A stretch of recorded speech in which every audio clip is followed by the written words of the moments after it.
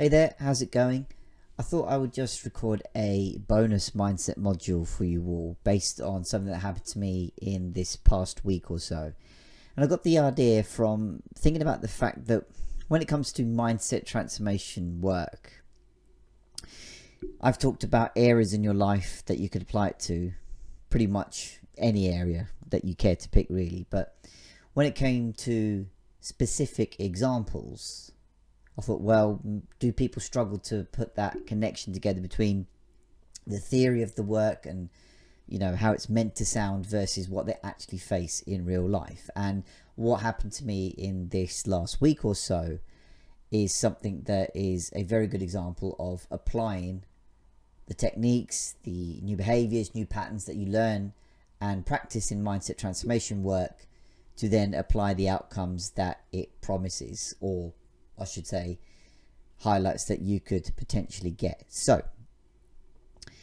I know I might have made that sound a little bit dramatic by saying something that happened to me in the past week. So, what happened to me was I had my practical driving test here in the UK last Friday. So, I'm recording this very early on a Monday morning. So, the Friday just gone. So, as a little bit of background, I've been learning driving since probably just before COVID, and that was a picking up again from, God, what am I? We're talking about 20 years ago when I first started to learn driving, right? This was in a manual transmission car in the UK. It's when I was 17.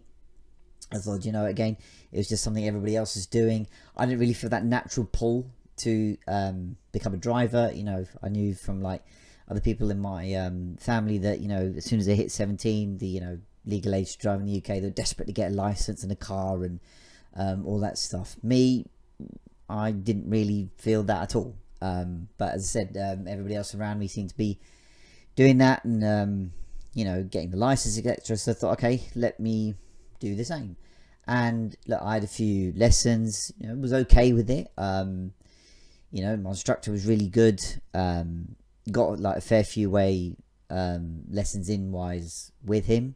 Then I went to university. So I live in London, was having lessons around here, and then I went to university in Nottingham. So being away from London, you know, for most of the week meant that obviously I couldn't do many lessons down here. So I thought, let me give a few lessons a try in Nottingham. And again, you know, I took a couple of lessons to begin with, but I quickly realised that obviously I don't know the areas as well, so I don't know the local roads and routes, etc. And without going into too much detail on this video, I essentially lost a lot of confidence in that time. You know, I had a couple of moments where I kind of zoned out, if you will, whilst behind the wheel. You know, and my instructor had to intervene a couple of times, but during those moments in particular, I felt a complete like drain of confidence in it. So much so that sort of hung over me like a shadow for years on end. And it was only from you just seeing actually in my university that so cut a long story short, I actually found out from a coach driver about automatic transmission. Now you might think that like, well, that's a bit random, isn't it? But honestly, I knew about automatic transmission, but just in terms of like mechanics explained of like the procedure, just, you know, get moving on a car in automatic, I'd never seen before. And it's only when I was on, so we had a sort of camper, a hopper bus between the campuses in uni. So think of like a small bus basically. And one day I was sat behind the driver, and he just had a row of buttons on his right hand side, you know, R, N, and D. And he seemed to just press a button, and then off he went. You know, I just asked him, saying, you know, ask a silly question, but how are you actually driving this coach? Like, you know, what's the procedure? Is it automatic? He's like, yeah, this is, you know, that's essentially my gearbox. You know, it's obviously reverse, neutral, and drive, and there are only the two pedals. There's none of this biting point crap and gear changes and all that shite. So from then I thought, okay, brilliant. That's another way for me to simplified driving for myself. But you know, that lack of confidence for me meant that I, you know, procrastinated for years basically. You know, and as I said, everybody around me continued to pass, you know, younger generations and all this kind of thing.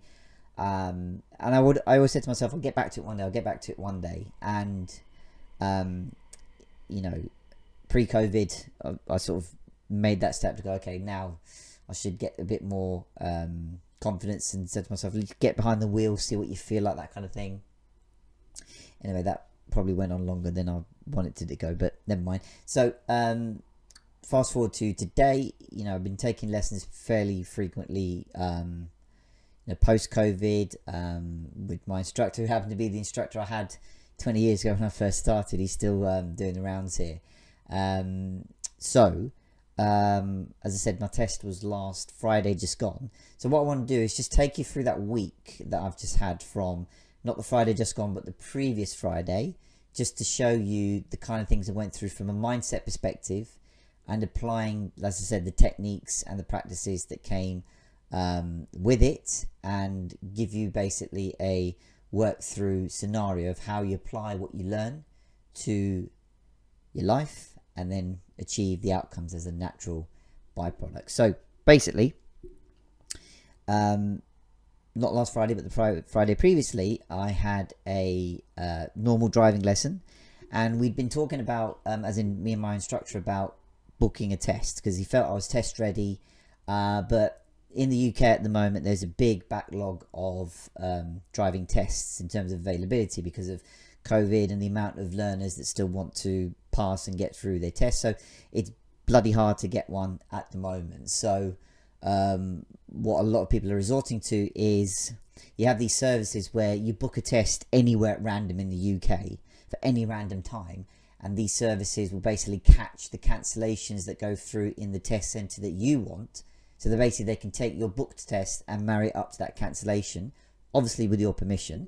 But essentially it's a means for you to get a hold of a test sooner than you might try to do yourself. So if you went online and tried to find something, chances are you probably won't find anything. And to catch these cancellations are such, you know, minute opportunities. Think of it, you know, when you're looking to buy a ticket for a very popular gig, you've only got like a few seconds of opportunity before someone else is on the same window and nicks it, that kind of thing. So, you know, my instructor's got 4 or 5, I guess what he calls agents or people that look out for him. So they, you know, start to give him slots. So what he then does, he messages people saying, is this good for you? Let me know quickly so you can book it. And last Friday, while we were having the lesson, he got a message through saying, oh, there's a test for, I think, I forget, like 14th, 15th. And I said, well, that's tomorrow. And he went, oh, crap, we can't do that, because obviously a day's worth of notice doesn't really work. So he then said, well, I am seeing more slots come through. So, you know, he was due to go to holiday Saturday, so 2 days ago. So he said, if I find something before I go on holiday, then I'll try to book it for you and literally try and get you passed before I go on holiday. So I thought, okay, see what happens. You know, I didn't really know whether he'd get the slot or not. But so a few hours after I finished that lesson on, not last Friday, but the previous Friday, I've said that a few times now, but just to keep you in touch with the time, I got a text through saying he'd found a slot for Friday the 22nd. Now, here's my first bit of mindset. My immediate reaction from my subconscious when I saw that text saying, you know, there's a slot on Friday morning at 11:11 a.m. I don't know why they're that precise. My subconscious immediately went, fuck, what? 1 week? That's not nearly enough practice time, surely. No, fuck that. I don't want that slot. No way. Just make some kind of excuse that you can't do it, or, you know, you're busy or something. And I'd started to type out that text going, oh, I can't do next Friday, I've got a meeting or something like that. So then I took a moment before sending, you know, hitting the send button.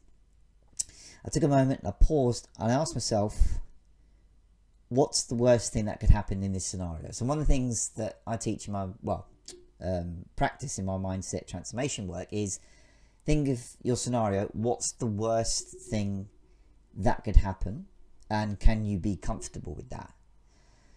So I envisaged that the worst thing that could happen is I crashed the car. And obviously it means I failed the test. So then I thought, okay, now crashing is probably unlikely because I've got an examiner sitting next to me that can help me take the necessary action. Only if I do something drastically wrong is there going to be any risk of that. But having had the practice and giving my subconscious more proof of what's going on, I thought, okay, it's still a possibility, but not very likely. So even if I were to crash and I'd fail, as long as no one or thing got hurt or damaged, then I can be comfortable with that.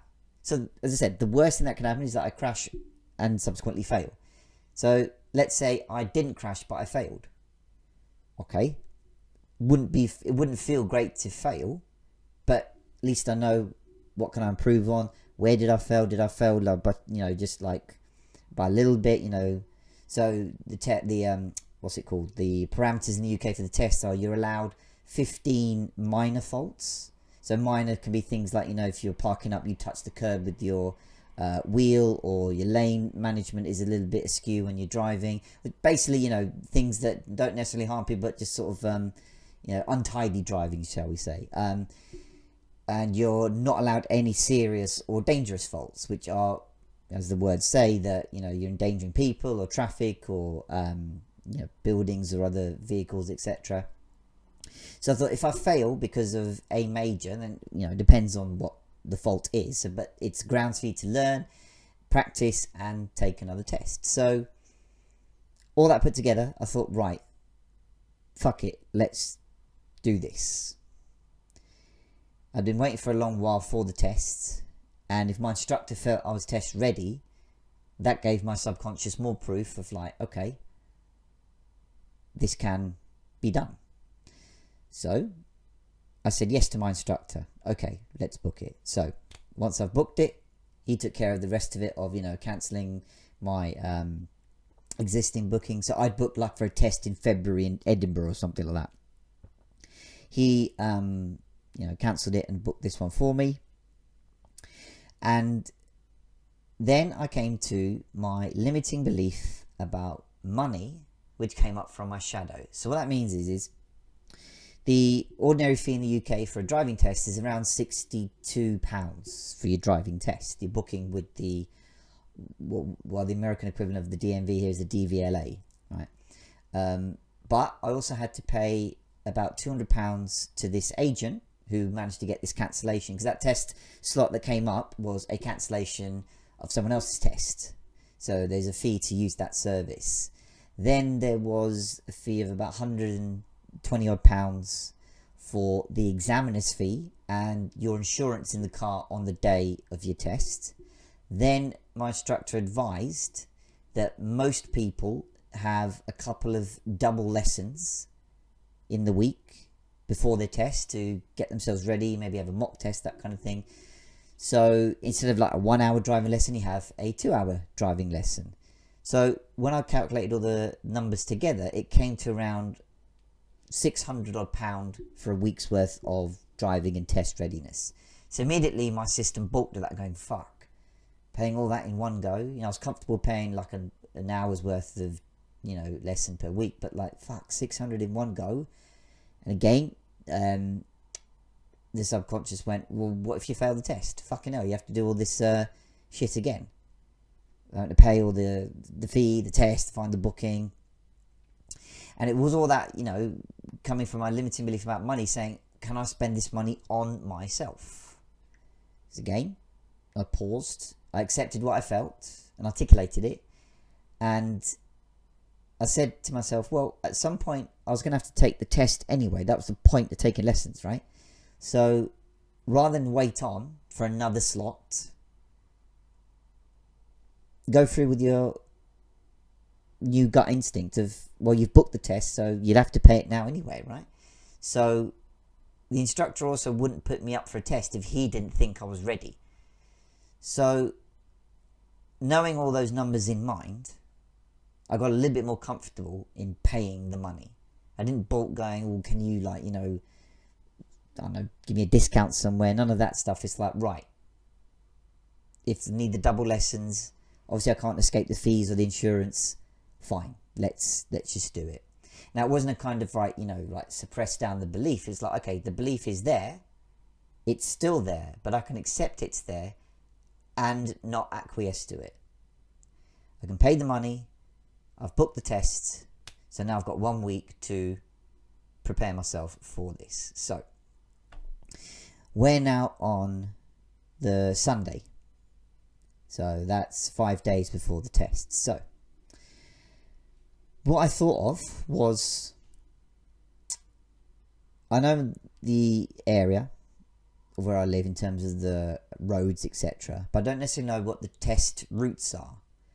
So I took a quick check on YouTube to see if there were any videos, etc., that showed the test routes around my area, and particularly of the test centre that I was going to, which is only like a 5-minute walk from my place anyway. But to my pleasant surprise, there were loads of them. There were videos of mock tests, including, you know, people that made an error and where they made an error and all this kind of thing. And it showed you real tests where people had flown through them. So I had good examples to look at to go, right, this is what I could be looking for. And what I could be doing in terms of having a good drive, and where spots, like, you know, where they might test you on your parking, where they might test you on your pulling up and driving off, where roundabouts are, where dual carriageways are. So having found all these videos, I started to watch them, which gave my subconscious new proof that, right, first of all, I know the roads from living here for years, and also I'd driven the roads before as well. There weren't any new routes, there weren't any new obstacles or challenges. It was like, okay, I've been here before, and, you know, that's what my instructor's lessons were geared towards, of taking around routes that could be on your test. So my subconscious watched them and, you know, constantly took it all in, going, okay, this seems useful. I'm building up more and more evidence of, okay, I could actually do this. So it started to overcome those beliefs of, like, well, can I do it? Can I pass? Of like, okay. It felt a bit like revising for an exam, like, you know, in school, where, like, okay, if you see, you know, past papers question wise, and you're like, okay, you can be comfortable with the questions that are asked, you're like, okay, so it gives you a bit more confidence as what to the style of questions, etc., they might ask in your actual exam. Same thing here. I was looking at the roads going, okay, I've, you know, driven them before. When it came to, like, big roundabouts and, you know, dual carriageways, you know, they were very clear in the videos of, like, you know, where to position, what lanes to keep going on, you know, all this kind of thing. So if I was a bit unsure, I could revisit them and go, okay, this is where I, you know, meant to go. Anyway, so Monday was my first practice session, for which I only booked an hour. So on that first practice session, two things happened. So first of all, I had another limiting belief that came through about my, let's call it a relationship with speed in the car. I'm not a fast driver. If anyone remember the Simpsons, I remember when Marge was in that go-kart driving around going slow and steady, wins the race. That's pretty much me, probably without the blue hair and stuff. But the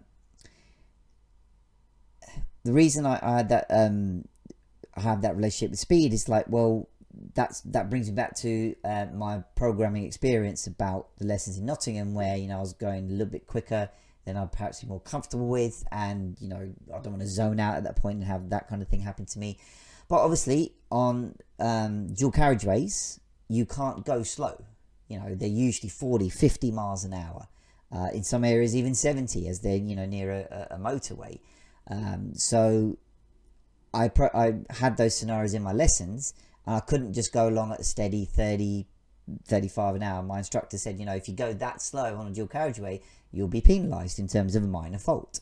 And if you're that slow, you'll be marked as serious, because you have to keep up with the speed of the road, the pushing the limit. But what he was really good at was pushing me on these faster roads to keep pressing without being overly aggressive about it. So again, my system got a little bit more proof that I can drive under higher speed, and, you know, keeping, you know, safe and observant with what was going on. So from that Monday, I got more proof about it. We went on more sort of longer dual carriageways, and also changing lanes as well, which is also a little bit of a tricky maneuver at times, but again, something that could come up in your test. So, you know, we got some good practice there. It's just like, again, your subconscious is getting more proof of what you're trying to do. It's not trying to go, right, you can't do this, and getting too nervous. It's like, okay, no, I can do this. You know, you've got an instructor next to you who's giving you that support, and you've got your own abilities coming into it as well. You know, I talk, you know, much about the time that driving is like muscle memory. The first time you do it is very mechanical, trying to remember all the steps, even say them out loud. But as you get more and more practiced in it, your system, your muscles, your brain, everything clicks in again. Everything becomes a bit more of an automatic behavior. Same way with this, you know, speed relationship. You know, I'd say I'm still not, you know, going to bomb around all the roads everywhere, like, you know, very fast speed, but getting more comfortable with it.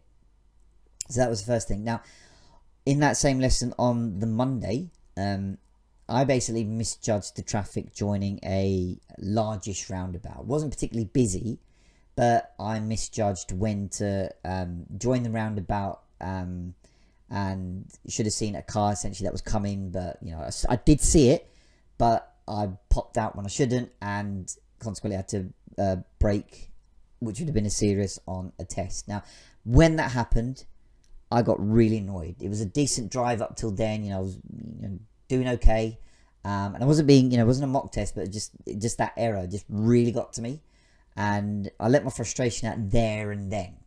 Again, my instructor was really good not to sort of, you know, pick at it. He knew also what had happened, and he just kind of literally let me kind of process it there and there. So I let my frustration out there and then, you know, not necessarily over the top, you know, banging the wheel and swearing out loud or anything like that, but just realizing that I'd made the mistake. Like you would in mindset transformation work, you will continue to make mistakes. But the good thing is, if you can get faster at catching them, that's another sign that you're being consciously aware of what's going on in your subconscious. So I may have even dwelt on that previously, where I've gone, oh, you know, I can't do this, and what if I fuck it up again? But this time it happened. I got annoyed about it and carried on.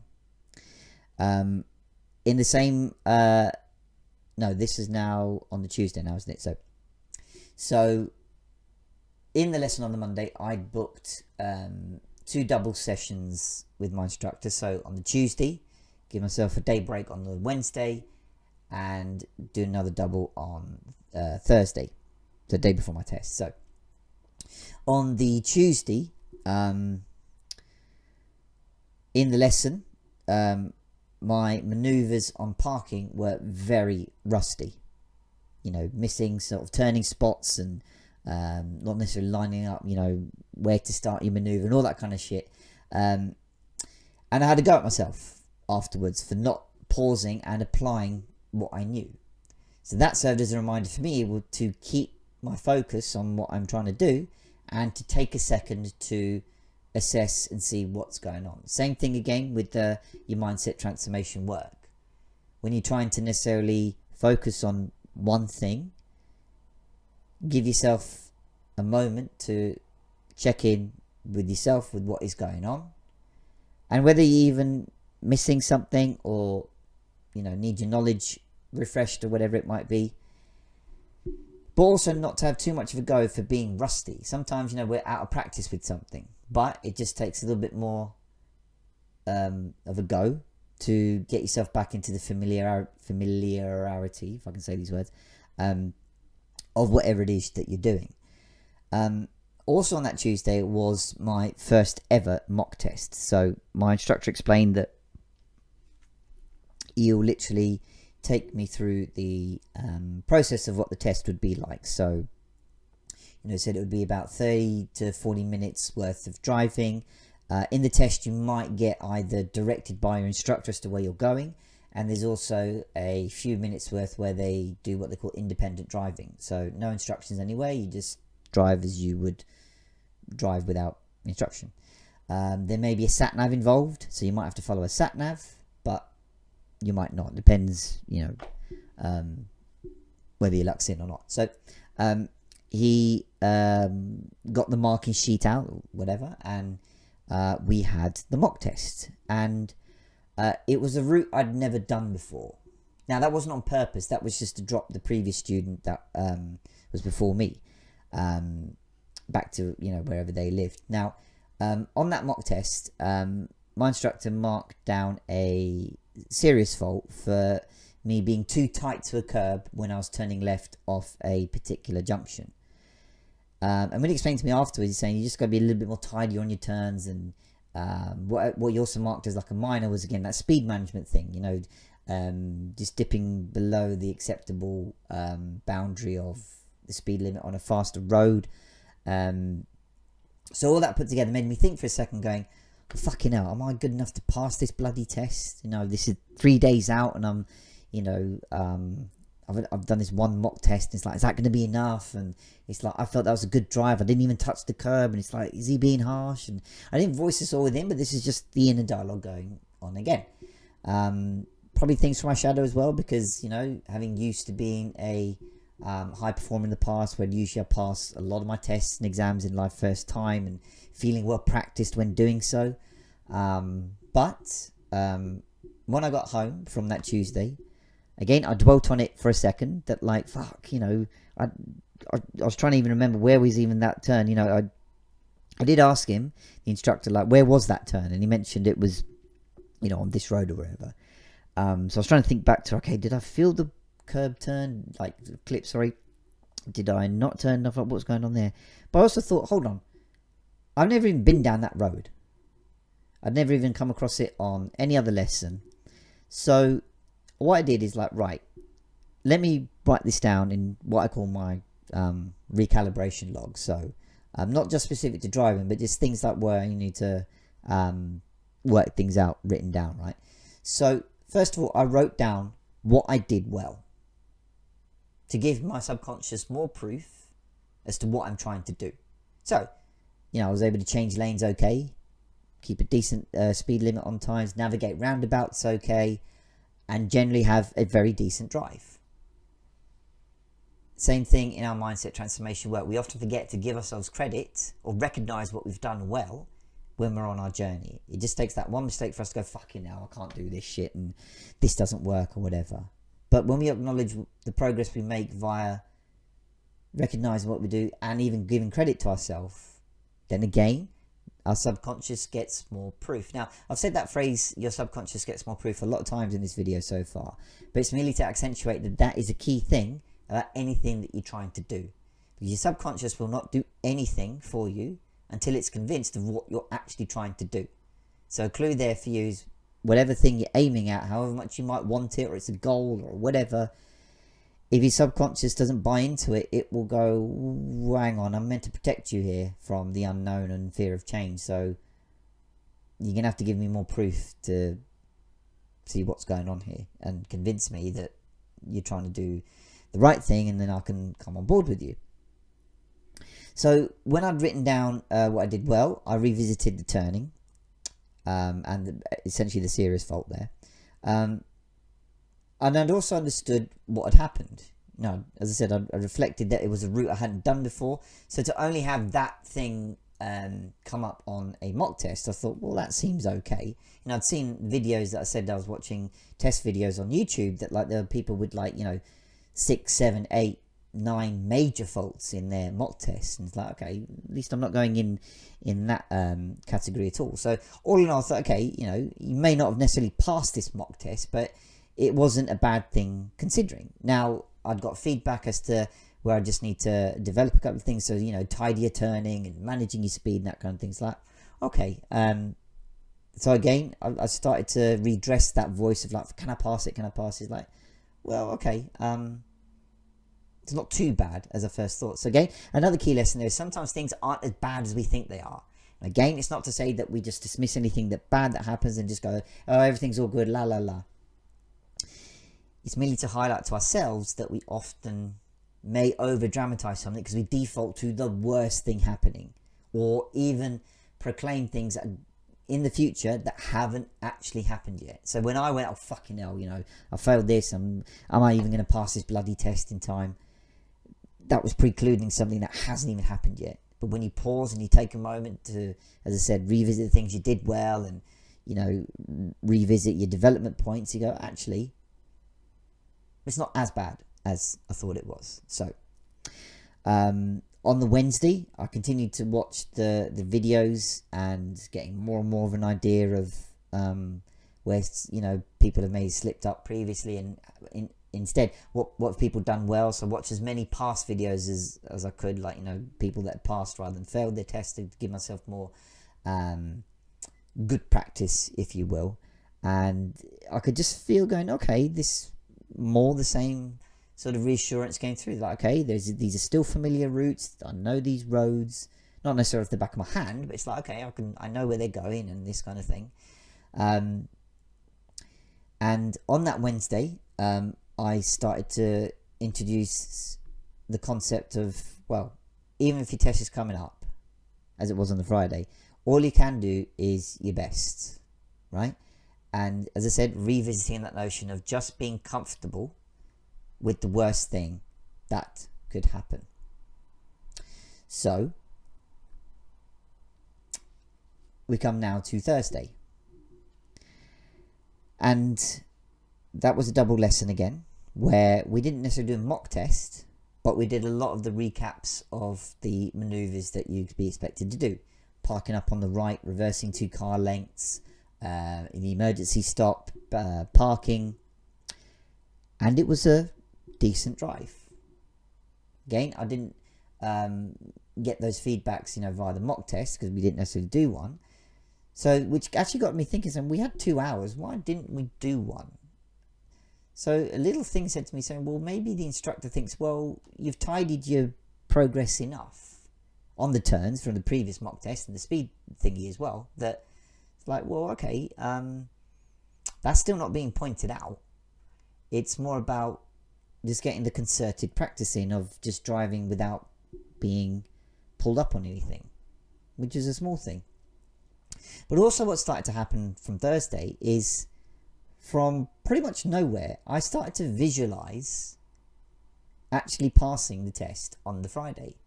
From the videos that I'd seen where they end the test, you know, where they pull you over and, you know, deliver the feedback and result.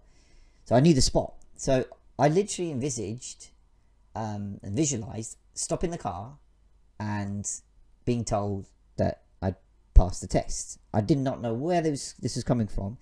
I did not actively look to visualize it, but it's just something that would pop up for a mere 3-4 seconds. It wasn't like a massive scene or whole scenario played out in my mind. It was just that whole, okay, I'm actually passing this thing. Not from a sudden, like, I click on the switch going, yeah, I'm going to ace this, I'm going to smash it and this kind of thing. But just more kind of like, okay, I sat with it. I accepted it. It's like, okay, that's good. I took that as a good sign and proof that maybe my system was getting ready and signaling that it was getting ready.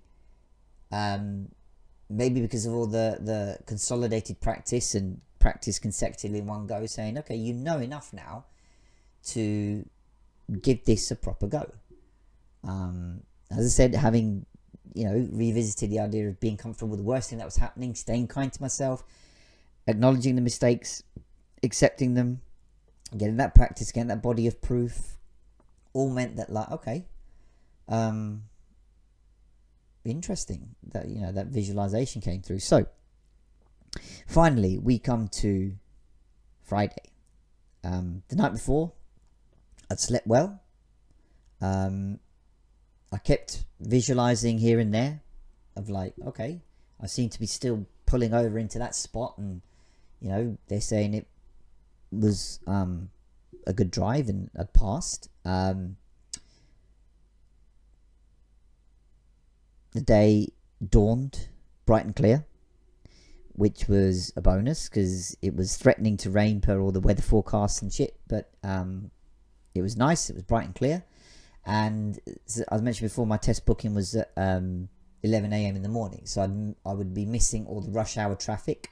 And from what I'd seen on the YouTube videos, that's a particularly tricky time to have your test before, like, you know, the rush hour's over. So between, like, you know, 8 a.m. and 9 a.m. or even a bit earlier at 7:30, there's a load more people on the roads, obviously trying to get to work and drop kids to school, etc. So just more things that, you know, would trip you up in the test, right? Better that you get all that stuff out the way and you have a clearer set of roads and routes to work with. So before the lesson at 10 a.m. Before the test, sorry, not lesson. For the test at 11 a.m., the instructor gave me a lesson, which was just a very relaxed drive, nothing too onerous. Again, in a coincidence, the same guy that I'd had the new route with the mock test on the Tuesday was the same guy again. So we drove the same route that I did on my mock test again. And this time, it was fine. No dodgy turn, none of that stuff. And again, my instructor remained just very calm with me in that. He's a calm guy anyway, but you know, he started to just repeat the idea of, like, just iterating that honestly, this test is, just imagine your test as it being another practice drive just with another instructor. So after we dropped the guy off, we drove to the test center. And where the test center is, it's a bit of a bastard because it's got a very I wouldn't say tricky, but you just got to watch your way in and out of it because it's quite tight, and there's a little bit of a blind spot where you turn in and out the center where they've got like a mirror, so you just got to watch that. And again, when you watch the videos online, people fail in this test car park before they've even got out on the road, so it's a bit of a git of a location. But again, he just navigated me through it, and you know, when we went in the centre, he said just make sure when you pull out, you position here and watch the traffic and you know, we pulled up, we parked up and went into the centre, and you know, while we were waiting, a couple more students and their instructors came in, and they just sit down like as a doctor's waiting room, just very much in silence and keeping themselves to themselves. My instructor and I were just chatting away, you know, having a bit of a laugh back and forth, keeping it relaxed, keeping it, you know, trying to ease any tension or nerves, etc. And then a few minutes later, the examiner turned up. You know, went through all his protocols, seeing my provisional, So we went out the building together. We did the number plate test, and as we were walking toward the car, he started to ask me what I do for a living. Which is quite the question to ask when you're trying to focus on your driving tests, especially not necessarily being a natural driver. Because if people ask me what I'm doing, then I tend to go off on one, as you've probably seen from my content and even probably this video. But a very nice guy, very talkative. You know, we started to drive, and you know, I just continued to talk about my work as he asked me. You know, and you know, obviously he did the test as well in terms of, like, you know, here's the maneuver, this is the independent driving bit of the test, I want you to turn here. It's basically acting like the examiner, but not, you know, just saying the instruction and just shutting up. He would say keep chatting. And I'd say near the end of the test, you know, he just asked me, like, you know, how long you've been doing your work and, you know, where you're originally from, etc. And he told me that he was from Hungary. He'd been instructor for 5 years, but was previously in Hungary. Now, he just said the word Hungary, and I said, oh, Dominik Szoboszlai, which, for those of you who don't know, is Liverpool's new midfield player, who's an outstanding talent and real great player so far. And he went, yes, in that kind of like, oh, someone actually knows one of our players. And he goes, I said, yeah, he's an amazing player. He looks so powerful and And he said, yeah, it's nice to see one of our players at a big club, and really pleased that he's getting us on the map, and hope he does well.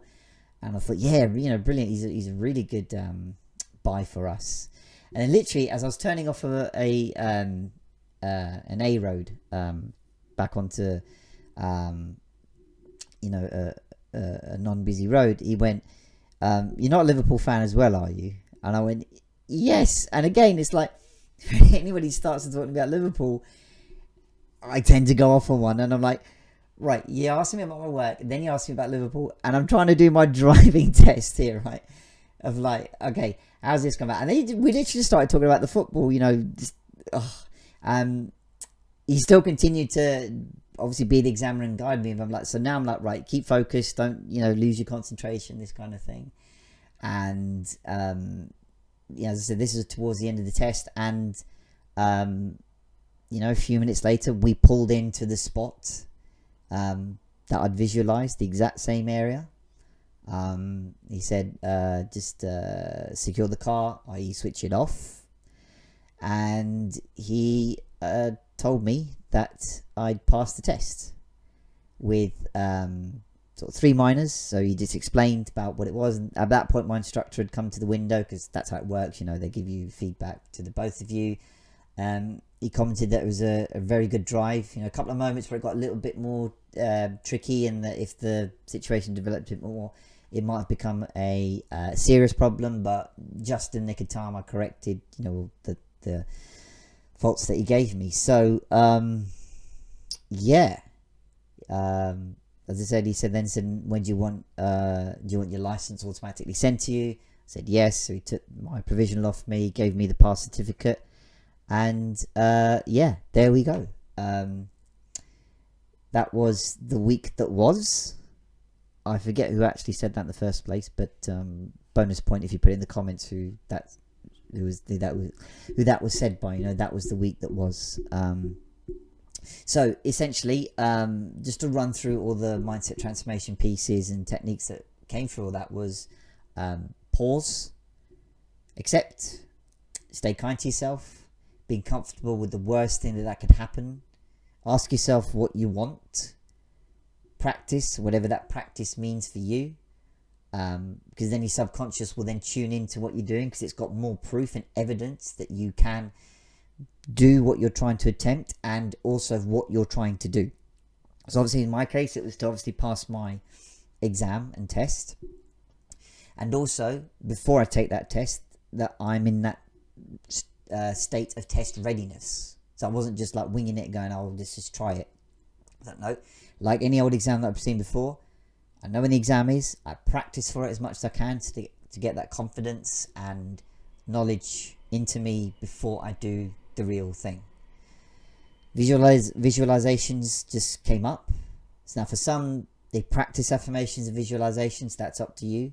I don't necessarily do that or predicate that, but I find they may tend to come naturally to me. But that doesn't mean I'm just fixate on them going, "Oh, I'll visualize that and passing, that's all good." No, it's good. That to me was a good sign, that it just kind of just made me less nervous, if you will. Still nervous, so I still accepted I was nervous, and that's absolutely okay. But also it's like, okay, are these affirmations and visualizations a signal from my system, like I mentioned before?